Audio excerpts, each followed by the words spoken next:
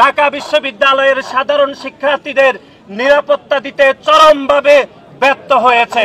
আমি সমাবেশ এবং উপস্থিত নেতৃবৃন্দ আপনারা অবগত আছেন, গতকাল দিবাগত রাত 12টায় বাংলাদেশ জাতীয়তাবাদী ছাত্র দলের স্যার প্রমাণ হলের সাহিত্য এবং প্রকাশনা সম্পাদক সাম্যকে যেভাবে সন্ত্রাসীরা উপযুক্ত করে ছুরিকাঘাত করে হত্যা করেছে, এই ঘটনায় প্রমাণিত হয় যে ঢাকা বিশ্ববিদ্যালয়ের যে সাধারণ শিক্ষার্থীরা কেউ আর এখন পর্যন্ত নিরাপদ নয়। এর আগে আপনারা দেখেছেন 5 আগস্ট, পরবর্তী সময়ে আপনারা দেখেছেন ঢাকা বিশ্ববিদ্যালয়ের সবুজ ছাত্রে কিভাবে তোফাজ্জল নামের একজন মানসিক বিকৃত লোককে কিভাবে হত্যাকাণ্ডের শিকার হতে হয়েছে ঢাকা বিশ্ববিদ্যালয়ে। আমরা আজকের এই সমাবেশ থেকে স্পষ্টভাবে বলতে চাই, গণ অভ্যুত্থান পরবর্তী সময়ে যে প্রশাসন ঢাকা বিশ্ববিদ্যালয়ের দায়িত্ব নিয়েছে, সেই প্রশাসন ঢাকা বিশ্ববিদ্যালয়ের সাধারণ শিক্ষার্থীদের নিরাপত্তা দিতে চরমভাবে ব্যর্থ হয়েছে।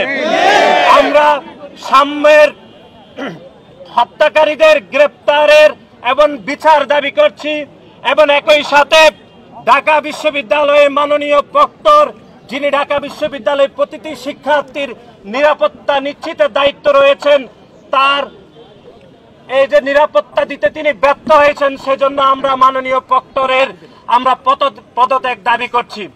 এবং একই সাথে বিশ্ববিদ্যালয়ের সর্বোচ্চ অভিভাবক হিসাবে ঢাকা বিশ্ববিদ্যালয়ের মাননীয় উপাচার্য কোনোভাবে এই ঘটনার দায় এড়িয়ে যেতে পারে না। এবং গণ অভ্যুত্থান পরবর্তী সময়ে 2টি ঘটনা প্রমাণ করে যে ঢাকা বিশ্ববিদ্যালয় মাননীয় ভাইস চ্যান্সেলর চরমভাবে ব্যর্থ হয়েছেন এবং বাংলাদেশ জাতীয়তাবাদী ছাত্র দলের পক্ষ থেকে মাননীয় প্রক্টর এবং মাননীয় উপাচার্যের পদত্যাগ দাবি করছি। এবং একই সাথে আপনারা দেখেছেন এই অন্তর্বর্তীকালীন সরকার দায়িত্ব নেওয়ার পর থেকে আইন শৃঙ্খলার চরমভাবে অবনতি হচ্ছে।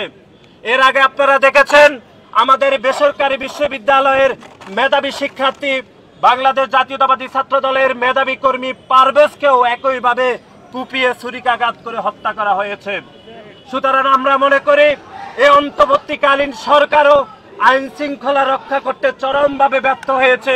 সেজন্য আমরা এই অন্তর্বর্তীকালীন সরকারের স্বরাষ্ট্র উপদেষ্টারও পদত্যাগ দাবি করছি।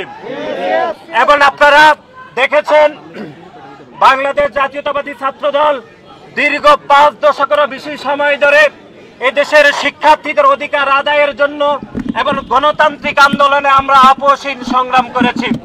এবং গত জুলাই এবং আগস্টে বাংলাদেশের একমাত্র ছাত্র সংগঠন হিসাবে বাংলাদেশ জাতীয়তাবাদী ছাত্র দলের 100-এরও অধিক নেতাকর্মী এই জুলাই এবং আগস্টে যারা শহীদ হয়েছেন।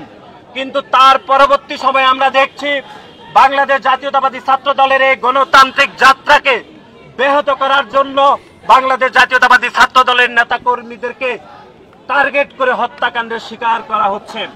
এবং গতকাল যে সাম্যকে হত্যা করা হয়েছে, এর আগে বেসরকারি বিশ্ববিদ্যালয় ছাত্র দলের পারভেজকে হত্যা করা হয়েছে, 2টি হত্যাকাণ্ডের ধরন কিন্তু একই, যে ছুরিকাঘাত করে তাদেরকে হত্যা করা হয়েছে। সুতরাং আমরা মনে করছি পারভেজের হত্যাকাণ্ড এবং সাম্যের হত্যাকাণ্ড এটি পরিকল্পিত হত্যাকাণ্ড কিনা, এটি আইন শৃঙ্খলা রক্ষাকারী বাহিনীকে খতিয়ে দেখার আমরা উদাত্ত আহ্বান জানাচ্ছি। এবং